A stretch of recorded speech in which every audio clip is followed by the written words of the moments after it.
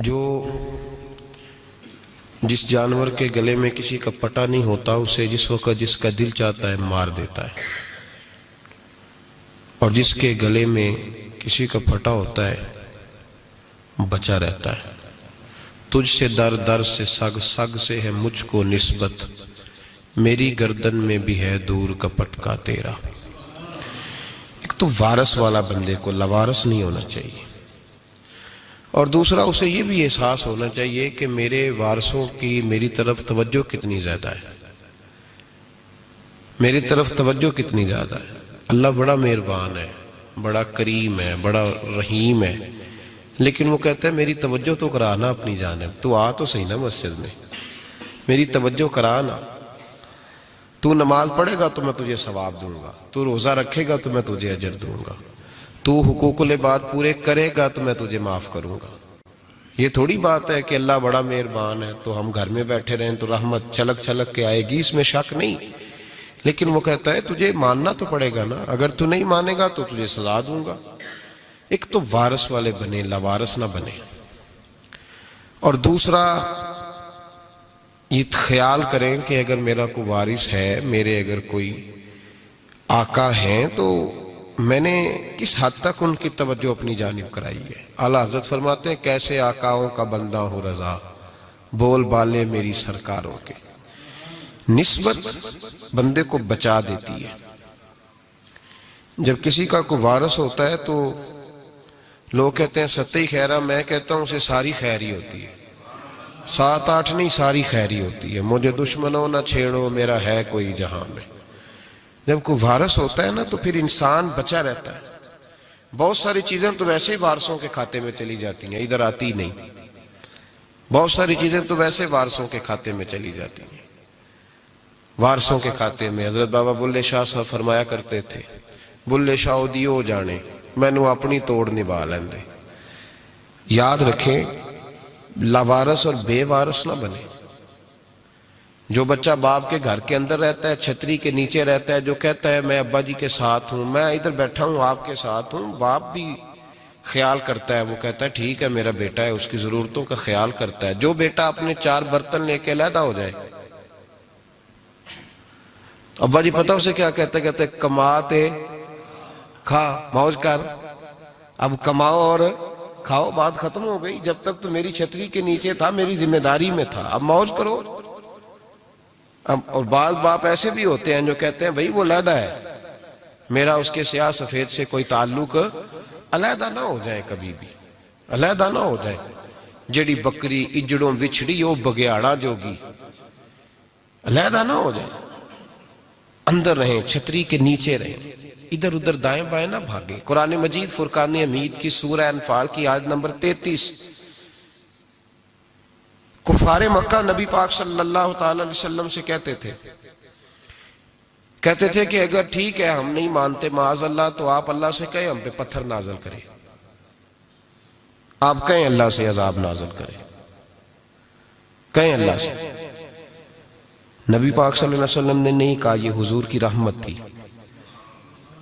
حضور نے کہا ہی نہیں کہ یا اللہ تو نازل فرما پتھر۔ کافر کہتے تھے کہیں اللہ سے پتھر نازل کرے، تو اللہ پاک نے سورہ انفال کی آیت نمبر 33 میں فرمایا محبوب وما کان اللہ لیعذبہم وانت فیہم، اللہ کا کام ہی نہیں انہیں عذاب دے، اللہ کا کام ہی نہیں۔ محبوب میری رحمت کو گوارا نہیں، کیسے عذاب دوں، وانت فیہم، تو جو ان کے درمیان موجود ہے۔ محبوب جب تک تو مکے میں موجود ہے، مدینے میں موجود ہے، میں انہیں عذاب نہیں دوں گا، یہ مانگیں گے بھی تو میں انہیں عذاب۔ اللہ تو کافر کو عذاب نہیں دیتا مصطفیٰ کی برکت سے، اللہ تو کافر کو۔ بلکہ ایک نکتہ ہمارے مفسرین نے بیان کیا ہے، نبی پاک صلی اللہ علیہ وسلم طائف تشریف لے گئے تو حضور سید عالم صلی اللہ علیہ وسلم نے ان کو تبلیغ کی، انہوں نے جواب میں پتھر مارے، حضور کو لہو لہان کر دیا، حضور واپس تشریف لائے۔ حضرت زید بن حارثہ رضی اللہ تعالیٰ عنہ ساتھ تھے، کہتے ہیں جب واپس آئے تو اللہ پاک نے حضرت جبریل امین کو بھیجا، کہا میرے محبوب سے جا کے پوچھو کہ حبیب اگر تو کہتا ہے نا تو میں ان کو 2 پہاڑیوں کے بیچ رکھ کے مسل دیتا ہوں، دو پہاڑیوں کے درمیان رکھ کے پیس دیتا ہوں، تباہ کر دیتا ہوں ساری بستی طائف کی۔ اگر تو کہتا ہے مسل دیتا ہوں ساری بستی، تو اگر کہتا ہے تو۔ حضور نے فرمایا نہیں یا اللہ، چلو یہ نہیں مانتے، ان کی آنے والی نسلیں ہی مان جائیں گی، یہ نہیں۔ اب ہمارے مفسرین نے یہاں ایک جملہ لکھا ہے، ہمارے بزرگ فرماتے ہیں جو رب کافر کو عذاب نہیں دیتا بغیر محبوب کے مشورے کے، کافر کو عذاب نہیں دیتا محبوب کے مشورے کے بغیر، تو مسلمانوں کو کیسے عذاب دے گا؟ جو کافر کو عذاب دینے سے پہلے نبی پاک سے مشورہ کرتا ہے، تو کہے تو دے دوں عذاب، کافر کو عذاب نہیں دے رہا پہلے مصطفیٰ سے پوچھتا ہے حبیب تو اگر کہے تو دوں عذاب، تو کیا وہ مسلمان کے بارے میں نبی پاک سے مشورہ نہیں کرے گا؟ تو پھر اعلیٰ حضرت بول پڑے، کہنے لگے کیسے آقاؤں کا بندہ ہوں رضا، بول بالے میری سرکاروں کے، کیسے آقاؤں کا بندہ ہوں رضا، بول بالے۔ اور پھر کہنے لگے پیش حق مجدہ شفاعت کا سناتے جائیں گے، وہ آپ روتے جائیں گے، ہم کو ہنساتے جائیں گے، وسعتیں دی ہیں خدا نے دامن محبوب کو، جرم کھلتے جائیں گے اور وہ چھپاتے جائیں گے، اور باغ جنت میں محمد مسکراتے جائیں گے، پھول رحمت کے گریں گے، ہم اٹھاتے جائیں گے صلی اللہ علیہ وسلم۔ تو یاد رکھیں جب کوئی وارث ہوتا ہے تو وہ بچاتا ہے، وہ دفاع کرتا ہے، آگے کھڑا ہو جاتا ہے، کہتا تو میرے ساتھ بات کر، بچے کو چھوڑ، میرے ساتھ بات کر، وہ سامنے۔ اور ویسے بھی بندہ غیور ہوتا ہے، یار مجھے زیادہ تو نہیں، چلے میں اتنا سیانہ تو نہیں، اتنا مجھے ضرور پتہ ہے کہ چھوٹے بھائی کو خود رکھ کے نہ کئی دفعہ بندہ ٹانگوں کے نیچے تو ٹھڈوں اور مکوں سے پھینٹی لگاتا ہے، ناک سے خون بھی نکال دیتا ہے اپنے بھائی کو، لیکن گلی میں اگر کوئی اور تھپڑ مارے تو بندہ کہتا ہے تیری طاقت کیسے ہوئی، میرے بھائی کو ہاتھ لگایا تو نے، تیری جرت کیسے ہوئی؟ ڈنڈا لے کے بندہ اپنے بیٹے پہ سارا ڈنڈا ہی توڑ دیتا ہے مار مار کے، تو غلط کام کرتا ہے۔ باہر اگر کوئی میلی آنکھ سے دیکھے، میلی آنکھ، وارث جیندے ہون تے بوٹے سکدے نہیں، جب کوئی وارث ہوتا ہے تو کہتا ہے نہ بھائی نہ، سوال ہی نہیں پیدا ہوتا، ہو ہی نہیں سکتا۔ میرے حضرت صاحب فرمایا کرتے تھے ہم تو ان وارثوں کے ماننے والے ہیں کہ جب قبر میں جاتے ہیں تو وارث سراہنے آ کے کھڑے ہوتے ہیں، کہتے ہیں یا رسول اللہ یہ آپ کے دروازے کا غلام ہے، میں نے خود بازو پکڑ کے غلام بنایا ہے۔ یہ کیسے ہو جاتا ہے؟ وہ وارث آ کے کھڑے ہو جاتے ہیں خود۔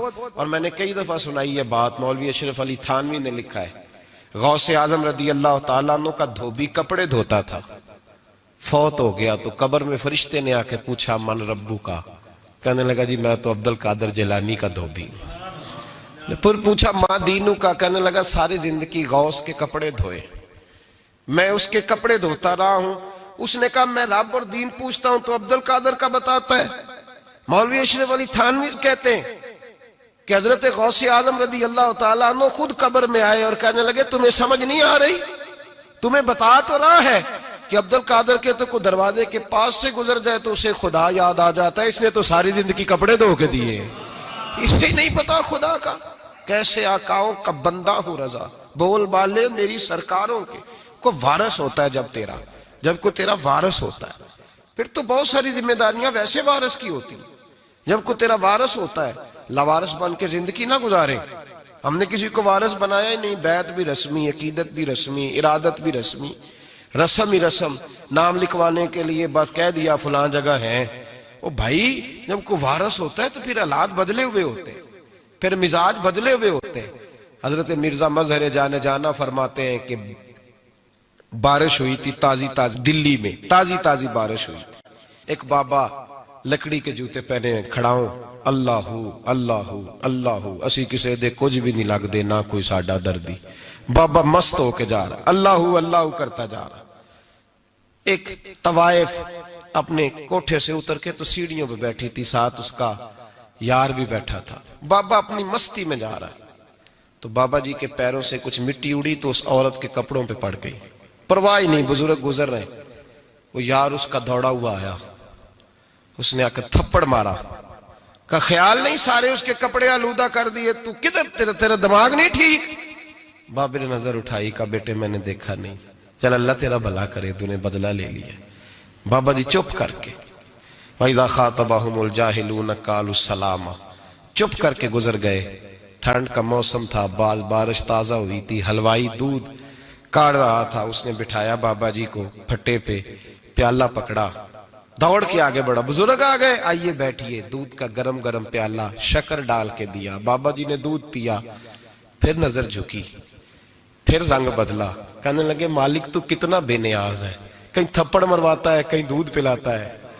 تیری بے نیازی ہے نا, ادھر تھپڑ مروایا, یہاں دودھ پلایا, تو ہی جانتا ہے تیرے رنگ کیا ہے. ابھی بابا وہیں بیٹھا تھا, دوڑے آئے پیچھے سے لوگ, شور ہوا. بابے کو دبوچ کے وہاں لے گئے جہاں اس نوجوان نے تھپڑ مارا تھا. کہا تو اللہ کا بندہ ہے, اللہ کے بندے بد دعا تو نہیں دیتے. ہوا کیا؟ کہا تو نے بد دعا دی ہے. کہا نہیں دی, بات بتاؤ. کہنے لگے اس نے تجھے تھپڑ مارا ہے, چھت پہ چڑھا ہے, پیر پھسلا ہے, گردن کے بل گرا ہے, من کا ٹوٹ گیا, مر گیا ہے, تو نے بد دعا دی ہے. بابا جی کہنے لگے یار میں نے تو دوسرا لفظ بھی نہیں کہا, بھلا ہو کہہ کے گزرا ہوں, میں نے نہیں بد دعا دی. کہ تو نے دی ہے تبھی تو مر گیا. کہا نہیں دی. کہا بابا تو بزرگ آدمی ہے, سچ بول. تو بابا جی کہنے لگے سچ سنو. پھر میں آ رہا تھا, میرے پیروں سے مٹی اڑی, اس کے یار کے کپڑوں پہ پڑی, اسے برا لگا, اس نے مجھے مارا. جب اس نے مجھے مارا تو میں کوئی لاوارث تو نہیں تھا. جب اس نے مجھے مارا تو میں کوئی لاوارث تو نہیں تھا. مجھے دشمنوں نہ چھیڑو, میرا ہے کوئی جہاں میں ابھی پکار لوں گا, نہیں دور ہے مدینہ. اس نے مجھے مارا تو میں کوئی لاوارث تھا کہ میرا بدلہ کوئی نہ لیتا. اس نے مجھے مارا ہے تو میرے یار کو برا لگا تو اس نے اسے مار دیا ہے, میری تو غلطی کوئی نہیں. یاروں کا جھگڑا ہے, یہ تو دوستوں کا جھگڑا ہے, یہ تو یاروں کا جھگڑا ہے, کوئی غلطی نہیں میری, کوئی غلطی نہیں. خش خش جنہ قدر نہیں میرا, اے میرے صاحب نو وڈیاں, میں تے گلیاں دا روڑا کوڑا, میں گلیاں دا روڑا کوڑا. مینوں محل چڑھایا ہے سائیاں, مینوں محل چڑھایا ہے سائیاں. فرمایا اس نے مجھے لوارث سمجھا تھا کہ تھپڑ مار کے گزر جائے, میرا کو پوچھے گا ہی نہیں. میرے رسول پاک علیہ السلام کے بارے میں رب فرماتا ہے ابھی میں تو تیرے ہوتے ہوئے کافر کو سزا نہیں دیتا کہ تو موجود ہے. یاد رکھیں حضرت فضیل بن عیاض فرماتے ہیں ایک جوان تھا, مسجد میں آیا, لوگوں سے کہنے لگا روٹی کھلاؤ. کسی نے توجہ نہ کی. اس نے کہا میں رب بتانے والا ہوں, میری طرف دیکھو تو صحیح. کسی شخص نے خیال ہی نہ کیا. پھر اس نے کہا یار تھوڑا سوچو. نمازیوں سے کہا, اہل علاقہ سے کہا, انہوں نے کہا تیری طرح کے بڑے درویش دیکھیں. مسجد کے محراب میں وہ رب کریم کا بندہ انتقال کر گیا. جب فوت ہو گیا نا, لوگوں کا مزاج ہے, بیمار کو دوائی نہیں دیتے, جنازے پہ وقت پہ پہنچ جاتے. جب کوئی گر رہا ہوتا ہے تو سہارا کوئی نہیں دیتا, جب کوئی گر جاتا ہے ٹانگ ٹوٹ جاتی ہے تو تیمارداری کو زمانہ پہنچ جاتا ہے.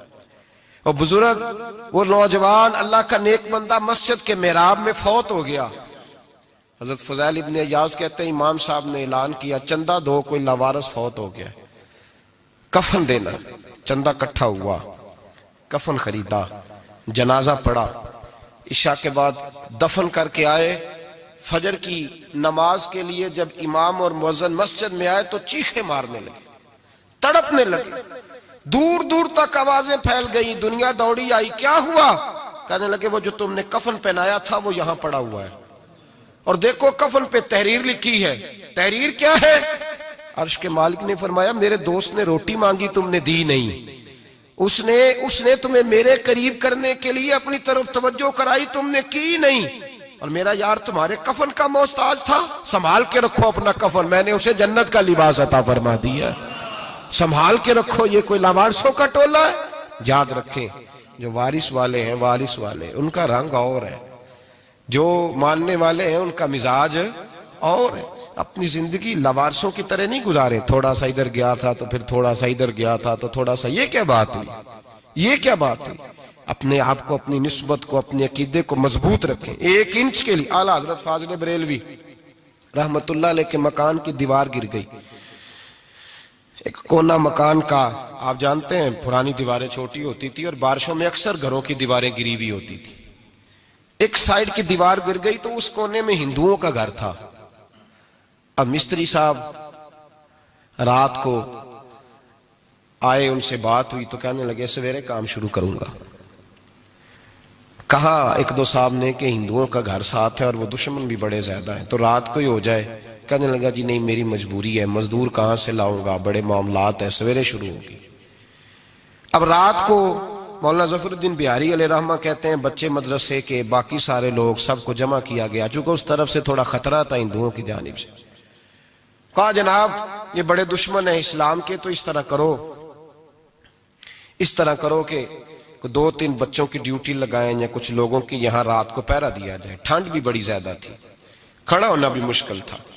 اعلیٰ حضرت رحمت اللہ علیہ عشاء کی نماز کے بعد جلدی حجرہ خاص میں تشریف لے جاتے تھے۔ اس رات جب دیکھا نا باہر شور ہو رہا ہے تو اسی طرح سر پہ ایک رومال لپیٹا تو باہر آ گئے، کہنے لگے کیا شور ہے؟ کہ حضور سردی ذرا زیادہ ہے تو یہاں کسی کی ڈیوٹی لگانی ہے پہرے کی۔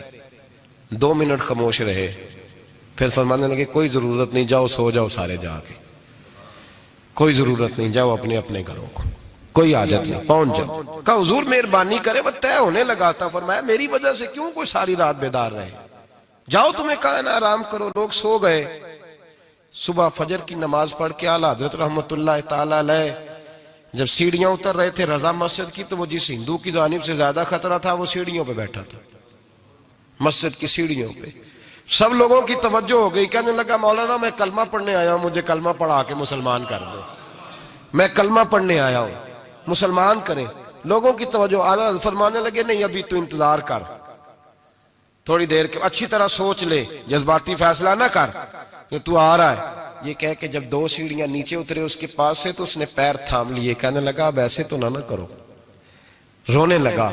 اعلیٰ حضرت رحمت اللہ نے کلمہ پڑھایا، کچھ باتوں کی نصیحت فرمائی، تشریف لے گئے۔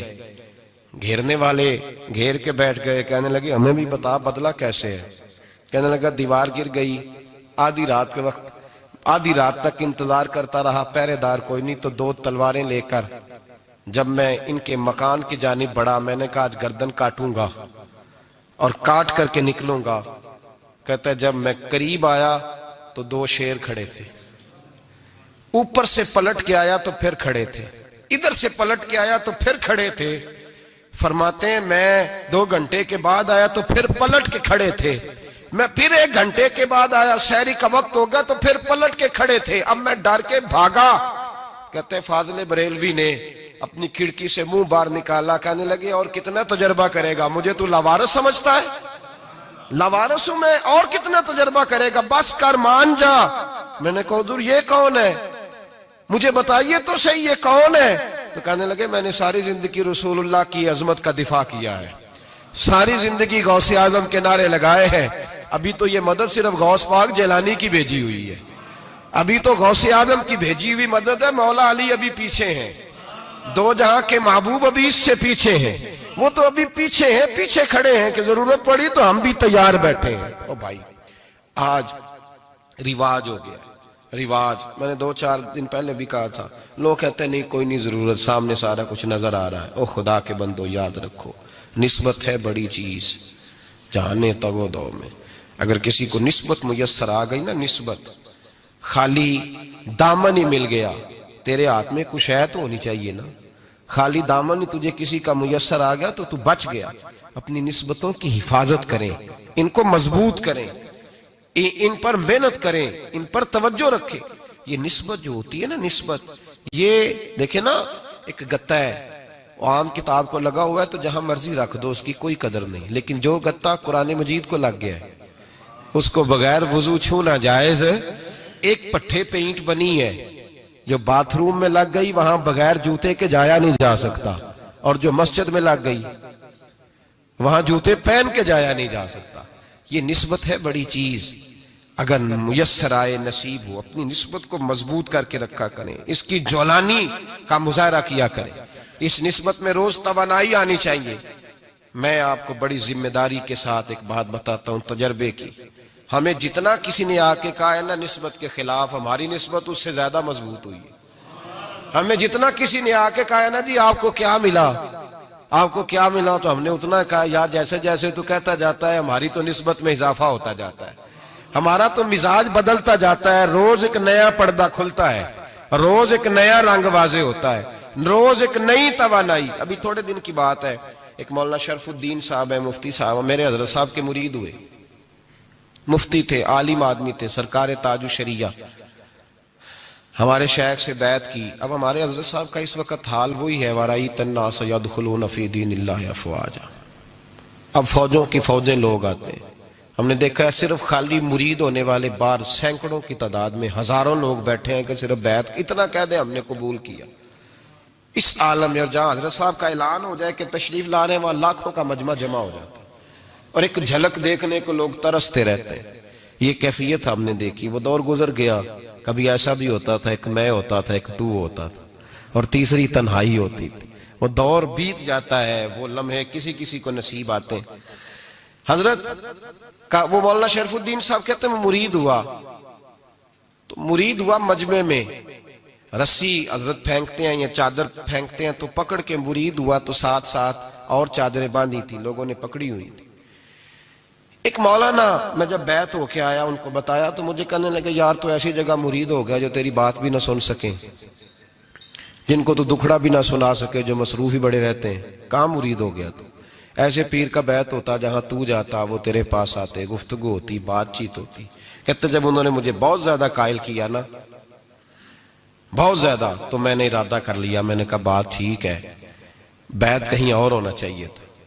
کہتے میں عشاء کے بعد سویا تو حضرت صاحب مجھے خواب میں ملے, خواب میں, اور فرمانے لگے مولانا جب آپ مرید ہوئے تھے تو آپ اس جانب بیٹھے تھے, اس کونے میں آپ تھے, اتنے لوگ آپ سے پہلے تھے, اس حال میں آپ مرید ہوئے تھے, اور جہاں تک بات چیت کرنے کی بات ہے تو آپ نے جو دل میں سوچا تھا وہ میں نے آ کے آپ کو بتا دیا ہے.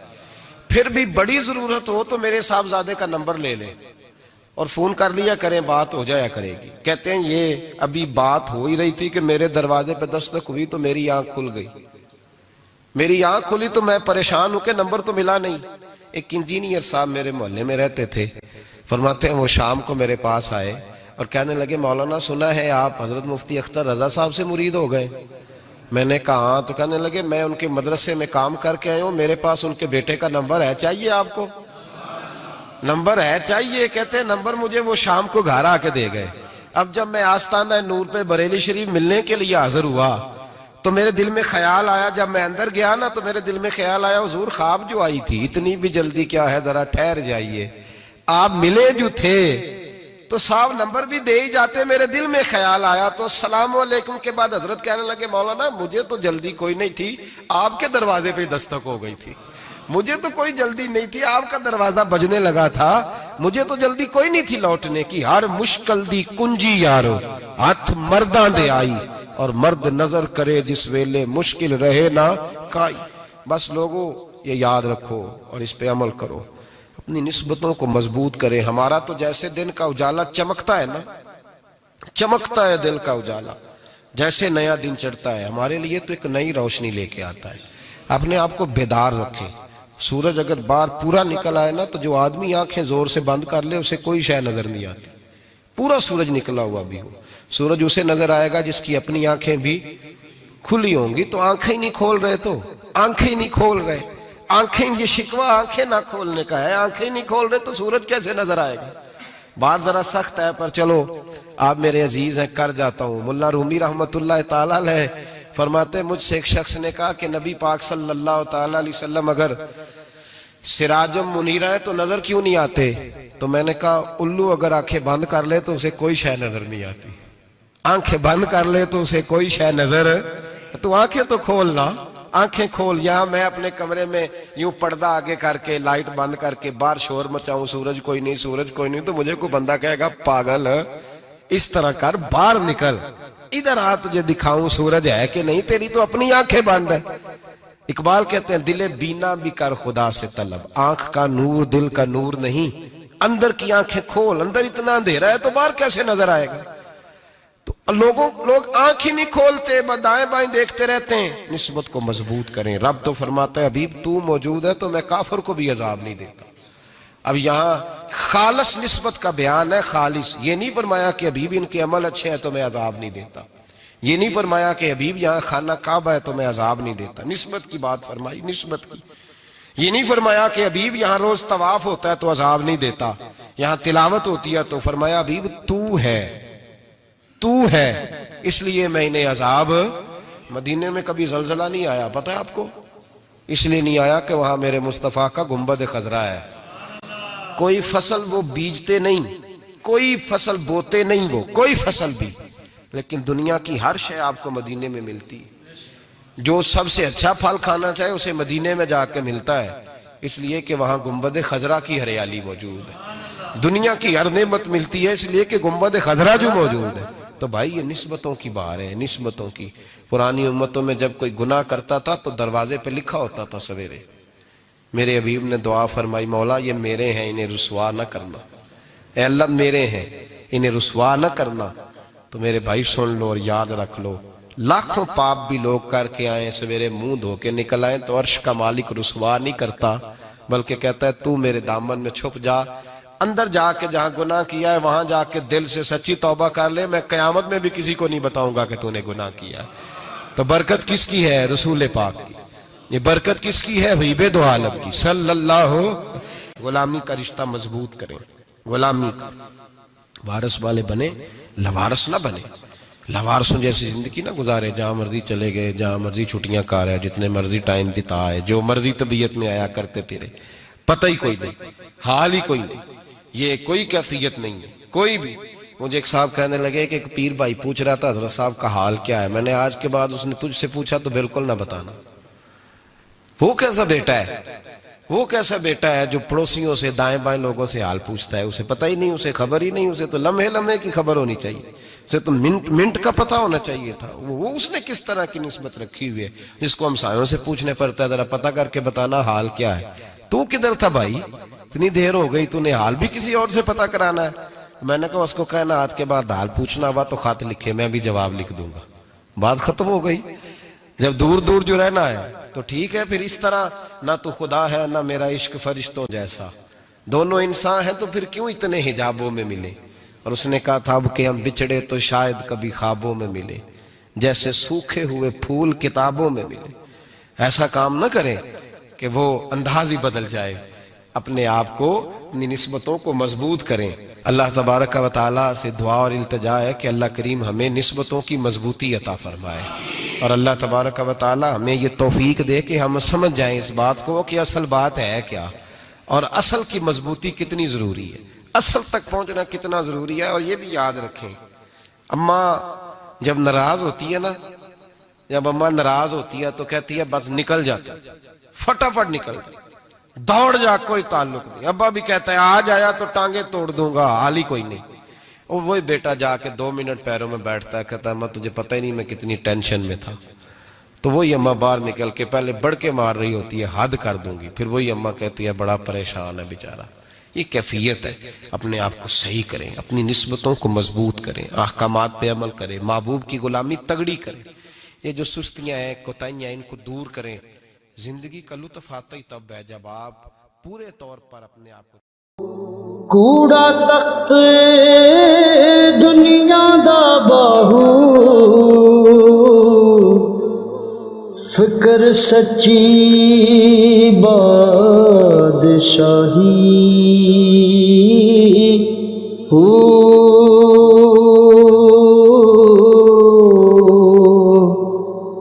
جس دل سے اللہ دا چمکے، عشق بھی کردہ ہلے